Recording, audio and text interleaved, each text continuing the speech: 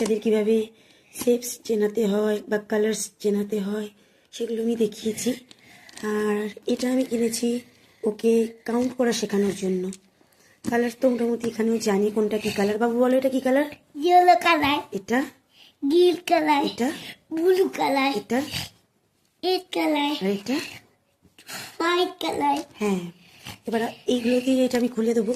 এগুলো বানাতে তৈরি করতেও শিখে গেছে। এই ব্লুটা আর রেডটা ওই তৈরি করেছে।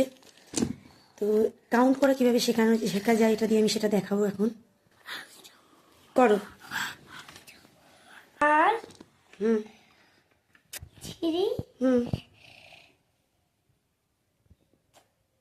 4 তাড়াতাড়ি করো। 5 হুম তুমি হেলে ডালে